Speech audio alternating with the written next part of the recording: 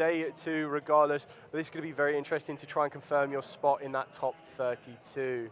And I think that Usman just won the die roll. The dice roll is, I think, 1, yeah? Yeah, it's going to be very interesting to see. Going first or second, I feel that the Memento Fiendsmith, straight off of the Perulia, not even waiting to see what his opponent has. Actually a really, really good call on this one. Some of the Max Metalmorph cards would like to be summoning from the deck, which is absolutely fine, but there are 2 very important ones that are going to want to summon from the hand. Now we're going to be starting off with one of their starters being the Metal Illusionist. It increases its level by 4, but only during the opponent's turn, which is quite important later on because you're going to be needing level 5 or higher to access your Max Metalmorph targets from the deck. The most important thing is that on normal or special, it lets him set a Metalmorph trap going straight for the Max Metalmorph trap itself, meaning that we have direct access to get to some of the stronger Metalmorph monsters from the deck. Mainly you're going to be wanting to work your way towards that Red Eyes Black Metal Dragon to set you up with the Omni Negate. So and here we are going to the Fiendsmith stuff because we have, of course, a live Fiend on the field. Which is... Am I going crazy? Requiem is a light Fiend, correct? Yeah, but the problem is that... isn't it a spellcaster? Very, very interesting. Unless maybe we missed something, maybe but I'm not sure about that. Yeah. I mean, we still open up the Horus package regardless. So unfortunately, we did open up the lorry. I'm just going to try and communicate to the judges on this one. Yeah, because Usman is going very fast. He knows his deck, and he's going through the whole combo. But the problem is that could he do that in the first place? That is the question that we are going to ask right now. Yeah. We're going to try and catch this one before it goes too far. Absolutely. And I think they are going to stop the game right now, and we are going to find out if it is actually a spellcaster or a Fiend. So this is very important, which I've just been told. So the Metal Illusionist can actually change its type. We just didn't know that that effect was declared by Usman.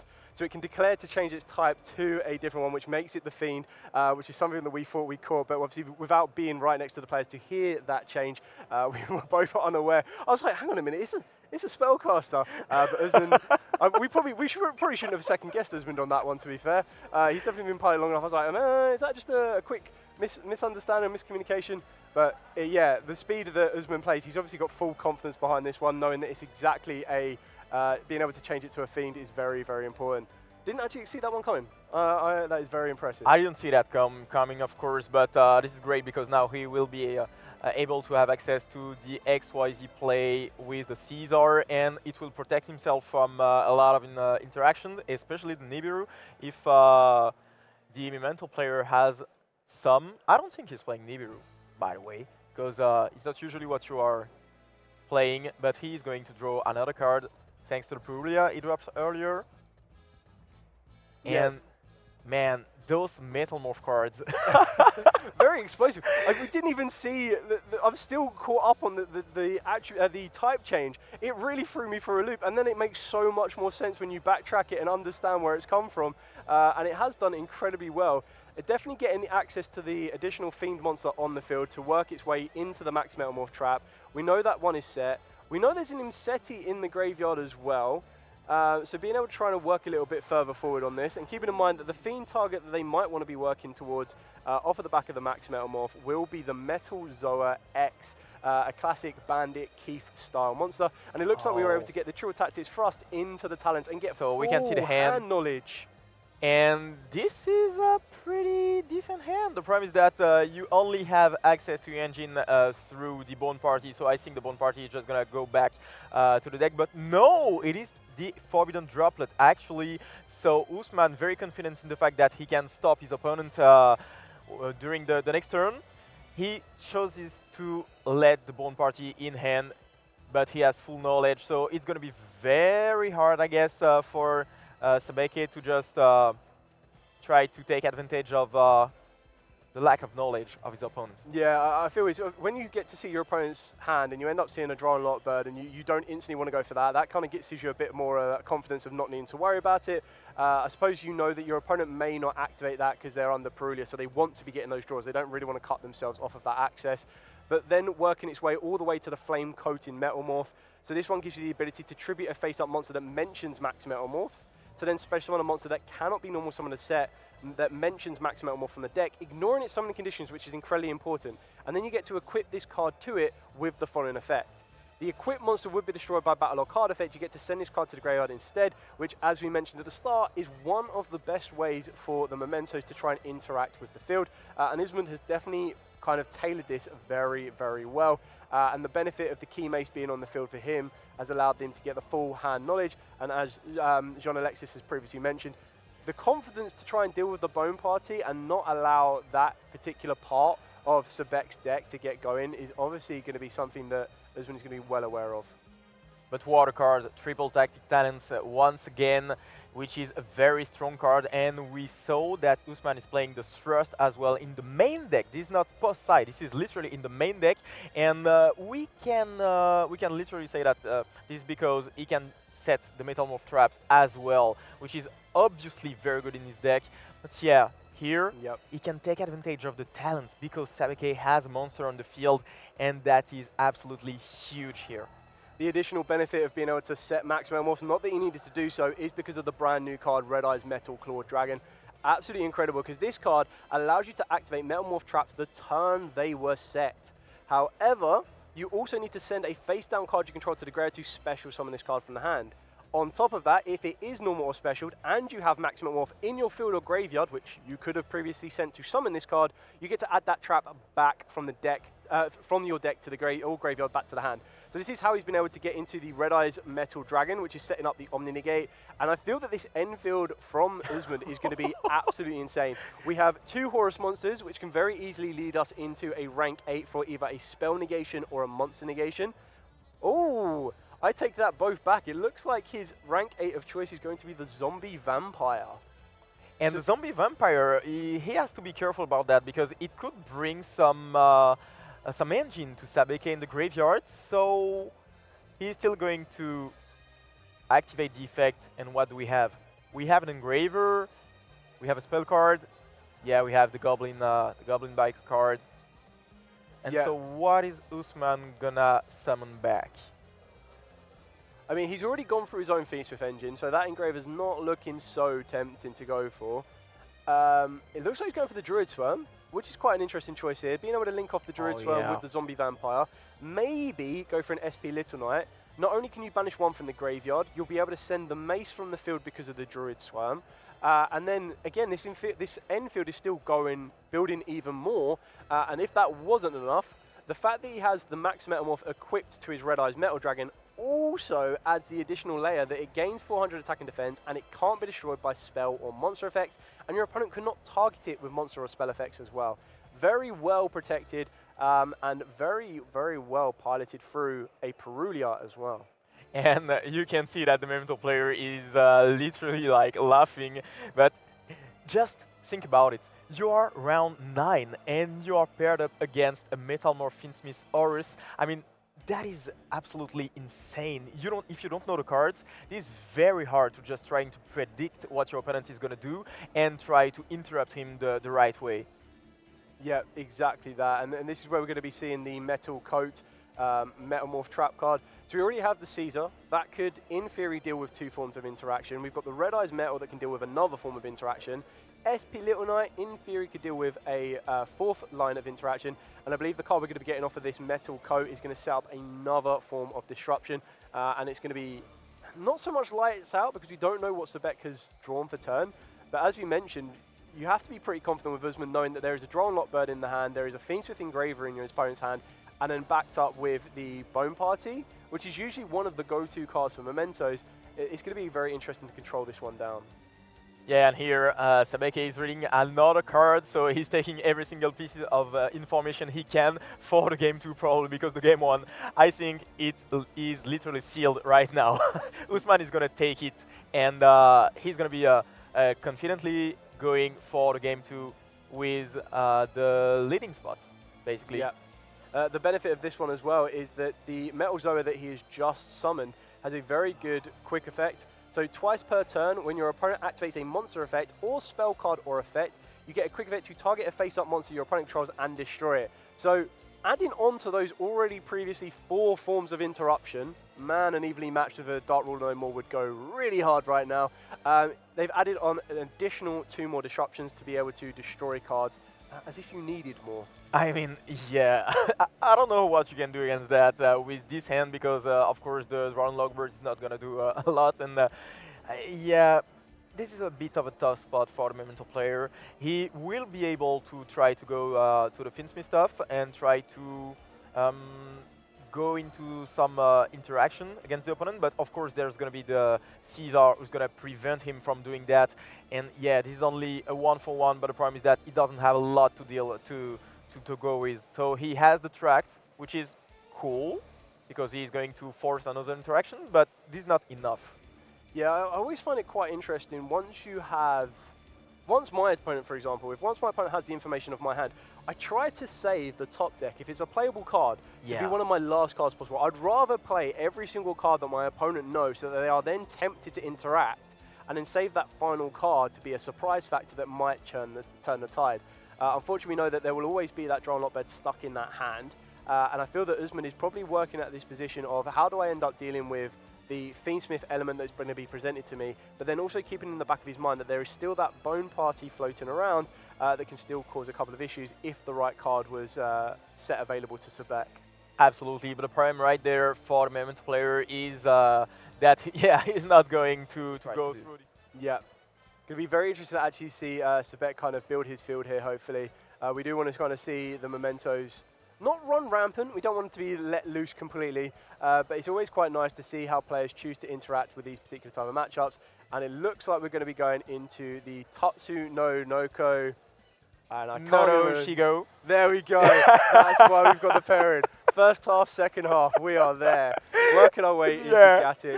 It is going to go through, so we have the Gatic in the graveyard and the Sleepy. We saw that earlier today, and this is just full combo because the Gatic is going to get back on the field and try to get back the Sleepy in hand, and then the Sleepy, as a monster was destroyed this turn, is able to summon itself and then fuse itself to get access to the extra deck and the fusion. So Sabeke is going to summon this fusion and then activate its effect, destroy itself to get access to 2 cards from the deck. It will go through, as we said earlier. Usman doesn't have a lot of free spots, and those free spots are... I don't know if they can stop the Memento strategy by themselves. Yeah, it's always interesting with a 60-card deck because as you're naturally building, when you look at modernized 40-card decks, they usually have anywhere from 12 to 15 hand traps. So then when you kind of look at a 60-card deck, the reason you bump it from a 40 to a 60 is because you even want to add more engine in. It's very rare that you're bumping a deck from a 40 to a 60 to facilitate specific hand traps. And as we can kind of look at Usman's list, his main deck, if you don't include the Bestials, of course, includes only 9 hand traps, being Drown Lockbird, Ash Blossom, and 3 Floalos. Then if you include the Baldrake, Druid Swarm, and Magnemute, that takes his total for a baseline of a 60-card deck to 12 hand traps.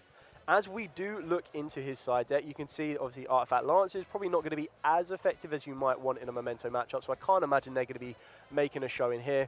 Then a Meowis, which is obviously a very, very good card against a Memento strategy, backed up with a Perulia.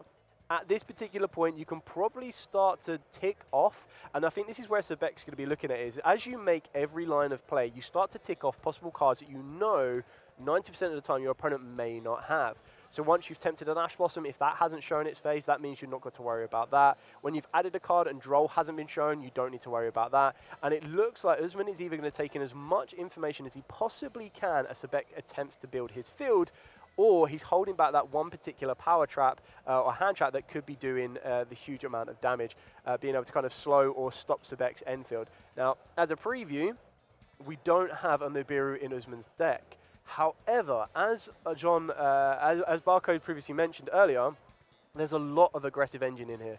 There is the ability to run rampant with Fiendsmith, and then if that gets stopped, you start running rampant with the Bestials.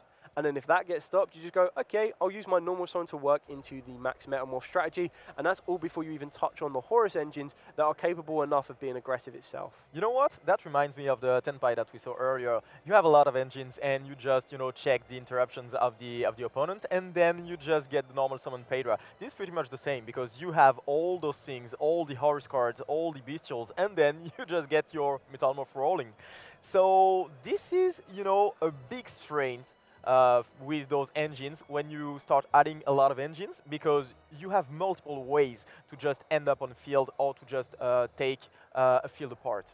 Yeah, exactly. And I feel that decks like the Metalmorph kind of strategy, what gives them the edge is usually when you have a deck that relies on a particular trap card, in this scenario being the max Metalmorph, usually you kind of feel a lot weaker going second because you're right, okay, I've got to set my trap card, I've got to wait an entire turn to get it played. But because of the brand new inclusion of the Red Eyes Metal Claw Dragon, you have the ability to activate them the exact same turn that they are set, which gives you that little bit of a faster edge against your opponent that may feel that the deck could be slowed down. It does seem that Sebek is going fully unanswered right now, being able to work his way into the full Memento end field, which is always going to be very, very impressive, as this has come from relatively little from his strategy, meaning that he still has the ability to hold back a lot of cards. And as mentioned from his side deck, there is the possibility of a Solemn Strike, and we've already seen a Memento end field this today already. Yeah. So we both know how incredibly powerful it can be, and then being able to back that up with Solemn Strikes might just be the final bit that's needed to take this into a game 3. Usman does not look like he is sweating at all, and it looks like he's checking out his hand. I don't know if that's a bit of a mind game, if he actually has an interaction. I mean, at this point, you I don't have to do anything. If you don't have anything in your hand, you're like, well, I will just have to try to break the field. And he has some great tools, as you mentioned earlier, because if you can prevent Memento to do what it does the best, which is destroying your cards, then you are not in such a bad spot. So it's going to be very, very interesting, because for now, Sebeke is just doing his combo. He knows his lines. He's using the Proxy Magician. He's going to get back the Creation King on the field. And then it's going to be up to Osman to show us what his deck can do. So in these particular scenarios, if you are familiar with the deck you are facing and you know you don't have any hand trap interaction, do you start to work your way through your hand? Do you try to predict what your opponent's end field may be? If you've been facing Mementos consistently all day, you kind of know what they're going for. So Absolutely. Do you just think of the worst case scenario and then look at your hand to check one card against the other? Absolutely, because you don't have to do anything else. You are just watching your opponent full comboing, so it will not bring you such knowledge. So all you have to do is just trying to think about the different lines and trying to predict what your opponent will set if he has some set cards or if he has some free spots or anything. So you need to try to predict what's going to go for the next turn. Yeah, of course. I agree with you. Yeah, so it's always good thinking forward. It's always quite informative when there is time on the clock to actually allow your opponent to play, because you're able to see their lines that they want to take. You're able to see what their ultimate end field is going to be, so that once you do get into that important game 3, if you need to get to that important game 3, you know what you need to kind of navigate around. Yeah, you mentioned the time, and I think this is very, very important, because today we didn't have any single game that went to the time, if I remember correctly. So it means that players, they master that rule. They really master that, because sometimes, when you approach the time, you have to take the right decision, whether you want to just watch the full combo, but then you're probably gonna miss some time. So yeah, this is very interesting too, and I think that people, if they want to win the whole tournament, they have to know these rules very well. I think time management is massively important. Exactly as you mentioned, you need to know when you can surrender the game to move on to the next one. To also make sure no one really wants a game to go into the time. You want to be able to win it within the time limit available to you. I think it's very, very important to do that, because I feel the closer you get, you don't want the clock to be a factor. As a player, you want to be as stress-free as possible. And as that clock ticks down, that's another layer that you need to be keeping in mind of. So I do think it's very, very good to see all of the players that have been featured so far and all the duelists being able to kind of work their way through it, exactly know the limitations of their deck, when they need to be interacted with, how they can play around those lines of interaction. And as you can see from Sebek here, he is holding nothing back. He's going Yeah. full on mementos, adding in that Chimera illusion monster, which is incredible, alongside the strategy of adding even the TCG exclusive of the Aerial Eater.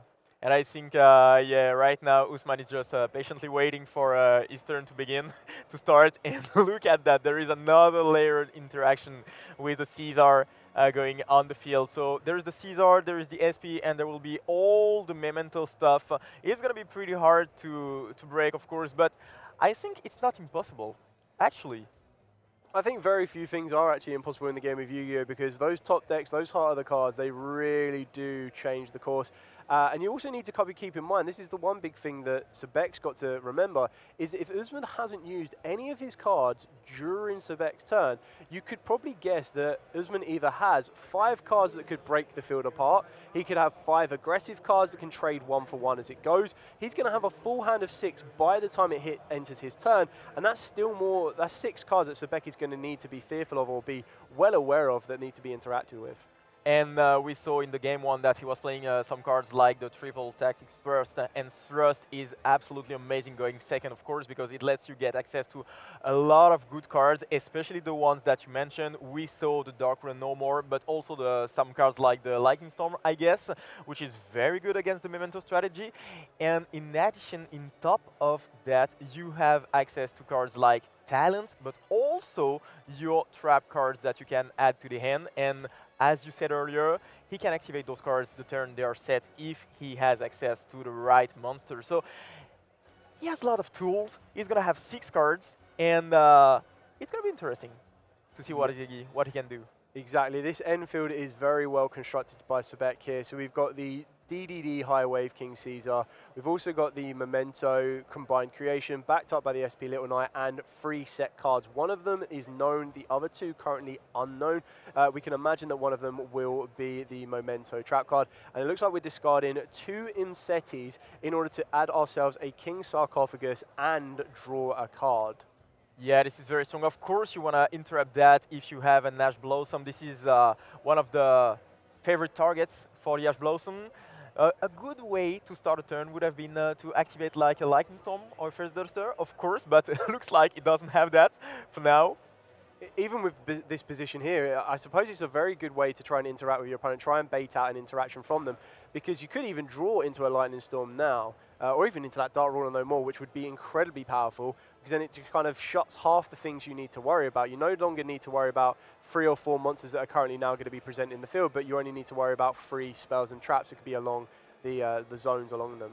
And something which is really interesting is that you can see that the Memento has some layered interruptions, because you have some interruptions on the field. You have the SP and the Caesar, of course, but you also have some interruptions in the spell and trap zone, and also in the graveyard, because you can just bring back the Combined Creation, the Creation King, from the Banished zone, which is, of course, another interruption. So, yeah, it kind of diminish the amount of pressure of the board breakers that can be drawn by Usman, but of course it would help him if he has some.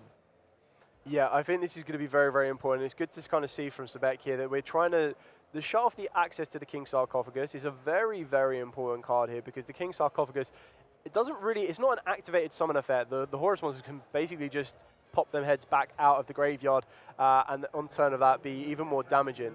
It looks like we're going to be using the Lurry. Oh, Guardian Chimera. Oh, yeah. So SP Little Knight plus the Fabled Lurry and a Ghost Spell from the hand to go into a Guardian Chimera. Can that be done? The Lurry was from the field. The problem with that is that you will have to destroy 2 cards from the field and draw 1 card. So if he does that, then the Guardian Chimera will not be able to activate its effect. So that is kind of a mistake, I guess. Maybe the pressure is going into his mind. Yeah, probably got a little bit ahead of himself on that one, unfortunately. Oh, do we still get to? Is it up to? Draw I'm 1, going to destroy check that 1? real quick. I agree with you. I agree with you. I thought it had to destroy equal. So let's see that.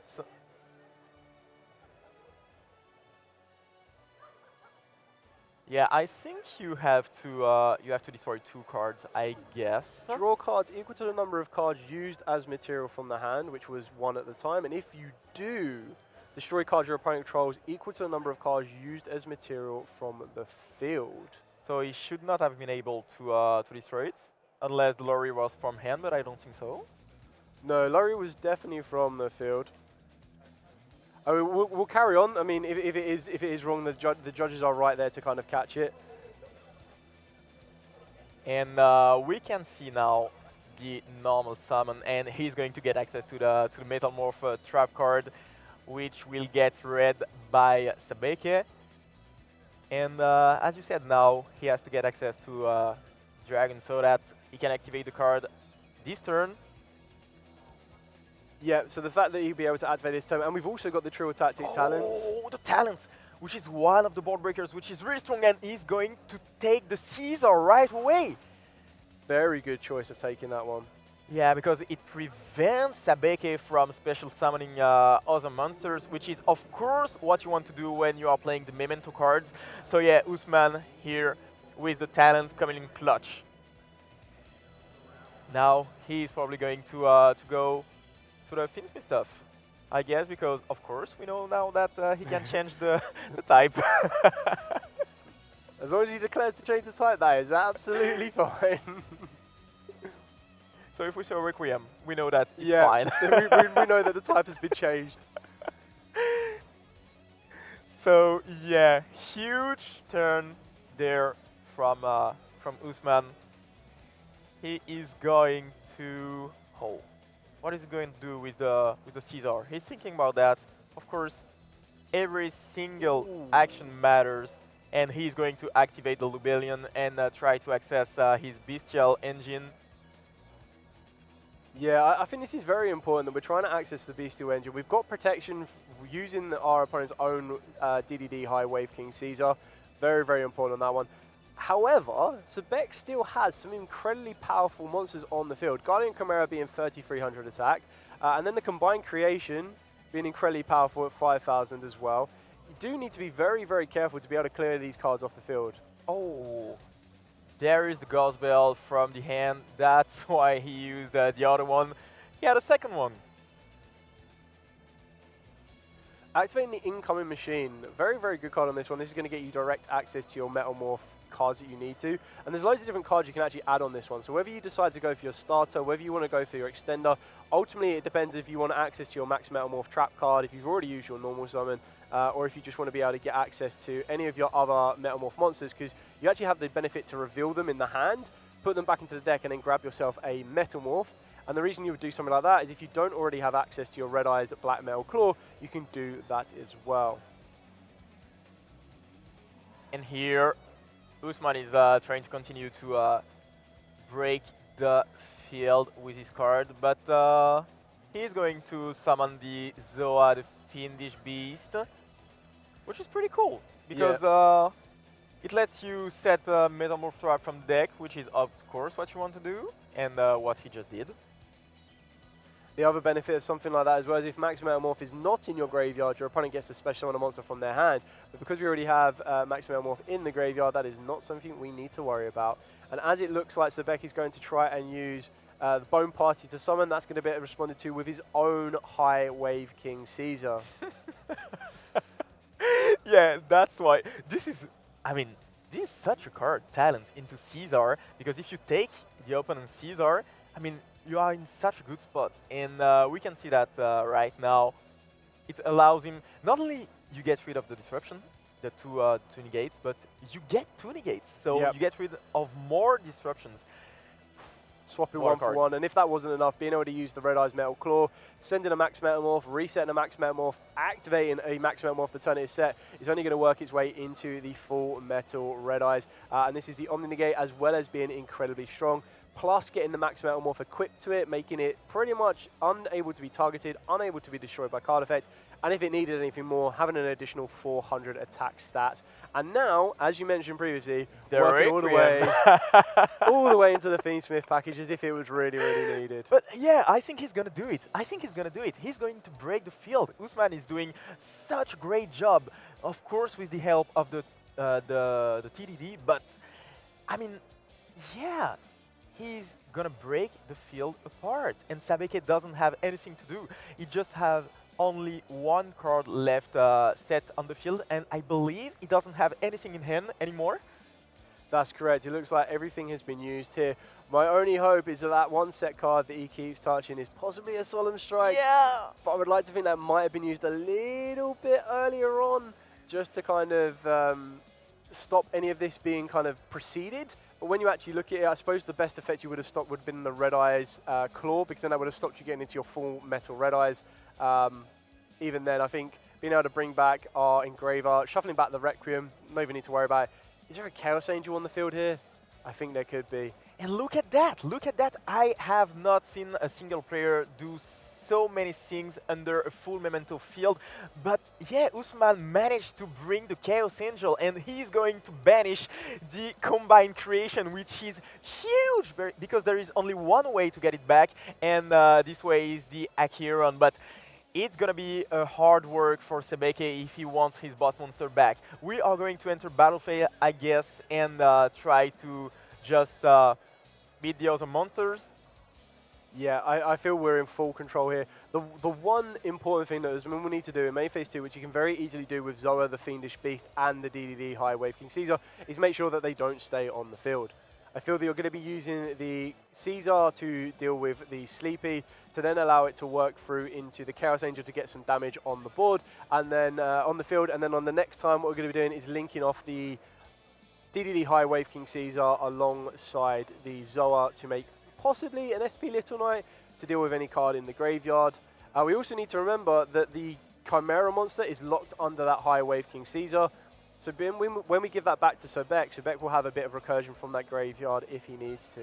Absolutely, and we mentioned earlier the time, and as you can see on the top right of your screen, there is only 8 minutes and 54 seconds left. This is still the game 2, which means that if we go to game 3, they will have so little time to just do the game, and we are going to have this game going to the time, I guess. Yeah, so we've seen both players, how very combo heavy both these decks are. It's going to be very, very interesting on this one. We've been able to use the second High Wave King Caesar to try and stop a summon of a Memento back from the graveyard. Now we've got maximum value out of the High Wave King Caesar. We still need to be getting it off the field. I think that's kind of where you can work your way into the SP Little Knight and try and gain as much advantage as possible. But Sobek is definitely making sure that he gets back every layer of resource he possibly can, so that he has a fighting chance to try and break this field on the next turn. And now, yeah, we are going to get rid of the Gaddick, I guess. I think Usman just tried to attack, and he's reading again the field. The field spell, which is quite strong going into the battle phase, to be honest, because it lets you summon back some monster from your graveyard as soon as one of your monsters is destroyed. So a pretty good effect, to be honest. Yeah, secondary effects on cards like this are always very, very important to keep in mind of, because they're the ones that will usually trip you up, because they're the ones that are less commonly known, but when they do come up, they're ones that really will change the tide. Where you feel that you have the game there done and dusted, it could be something that changes it completely. So it's going to be quite... We've still been able to kind of set up a bit of a field here, working our way into a fusion summon. This one's just checking the Sleepy requirements, working our way into another fusion summon. Yeah, he can do that. So on summon, he's going to declare the effect to add 2 Memento monsters from the deck to the hand, and that's going to replenish the hand, which was a bit empty. Yeah, very, very well piloted here. Not only did you have your High Wave King Caesar taken away from you and your Combined Creation banished, but you are now fighting back, being able to gain back as much resource as possible, going into 2 more Memento monsters as previously mentioned. And then keeping in mind that we still have some recursion from the graveyard, we do feel that the High Wave King Caesar will be utilized for an SP Little Knight, would be my assumption on the next play. I think so too. I think so too. And Sabeke just added a very good card going into a field, because he added the Trion Dragon, and the Trion Dragon can literally just summon itself if you have 3 or more monsters in the graveyard, which is actually the case. So it is going to put a little bit of pressure, and he's not going to rely only on normal summon, which is obviously great. Yeah, exactly that. I'm trying to kind of split your resources as much as possible. Normal summon in today's game is just so important. It's one of them ones where you kind of want to value it as much as you possibly can. You have so many cards that will special summon themselves with different mechanics, different kind of routes and options. You kind of want to make sure that your normal summon, as important as they usually are, when you go back to stuff like Alistair the Invoker, when you work your way to maybe your Malice White Bind, your Malice Dormouse, and obviously your White Rabbit. Both of them are all incredibly important. Even when you look at the Mitsurugis, yes, you don't need to rely on your normal summon as heavily, but your normal summon can still be the card that changes the tides because their effects are usually always very, very strong. So being able to take the reliance off of a card like that just allows you to kind of spread the plays a little bit more. And he didn't go to the SP Lignolite, but instead he chose to go through the Moon. So he gets rid of the Caesar, but Sabeke, on the other hand, just gets his Creation King back on the field, which is one other layered interruption. So he's going to get rid of the Moon, destroying itself and the Moon, which is pretty cool. So Usman is going to set a card, and I think it's going to be it for his turn. Only 4 minutes and 50 seconds on the clock. Things are getting a bit tense. Yeah, I still think it's very, very impressive from Sebek here because he was able to protect that field. His life points were fully protected. After everything that Usman threw at him, going through Chaos Angel, stealing his own DDD High Wave King Caesar, Full Metal Red Eyes, Sebek didn't take any damage to his own life points through an attack from Usman. So that's very, very well piloted here. Sebek knows what he needs to do. He knows the resource he has access to him. He's going to be moving as fast as he possibly can in order to kind of put a little bit of damage on this one. We ideally don't want to be seeing this duel end in a draw. We would like to be able to crown a winner off the back of this one. And I guess there is here another Ghost Bale. So he's going to be able to summon back the monsters, especially the Acheron. Acheron, which is a very important monster because he wants to get his combined creation back. Yeah, I think that is very, very pivotal. Once your ideal centerpiece or your ideal boss monster in the form of the combined creation has been put into a zone that is not impossible to get to, but a little bit tricky to kind of regain that resource, you try to need to find ways of doing so. It's also quite an interesting position to be in for Mementos, as you previously stated, when they're ending their field, with what we saw, a DDD High Wave King Caesar, the combined creation and SP Little Knight, you feel that that is usually enough to fend the opponent off, and then adding a Guardian Chimera into that mix. But very, very resilient play from Usman was able to pick that apart. And now we're going to be able to see how well Sebek can pilot it back for the regain in order to kind of get all of the information, all of the resources back into rotation to ultimately try and push through for a bit of damage or win the duel here and take it to that game 3. He has a lot for him because he can get access to all his engine, but the question is, can Usman have enough disruptions to prevent him from getting the win in this game? And that is a huge question because the Chaos Angel, of course, it's a very strong monster, but it doesn't do anything. It doesn't. It isn't an active way to interact with your opponent, and yeah, it kind of revolves around this question. Yeah, well, remembering the Chaos Angel was only made with light, so Oni itself is unaffected. Its monsters can still be destroyed by battle. That being said, they are both very, very powerful monsters. When you look at the Chaos Angel itself, standing at a very, very powerful 3,500 attack points, and then you look at the Red Eyes Black Full Metal Dragon being a base of 3,400 attack points, but then also being equipped with a Max Metalmorph makes it 3,800, and it looks like we're going to be sacrificing that Chaos Angel to work our way into the Metal Zoa X, which, as we saw in Game 1, does have the ability that if its opponent activates a monster or spell effect, there's a quick effect in retaliation, I suppose, to destroy 2 monsters on the field, 1 per time. So he managed to translate the Chaos Angel, who didn't have any effect on the opponent's turn, into an active disruption, and he's gonna use it right away to try to get rid of the Moon. But here is the droplet. We know that Memento players like to have those bolt breakers, and this one is particularly strong. He's trying to negate both monsters. This is very interesting as well.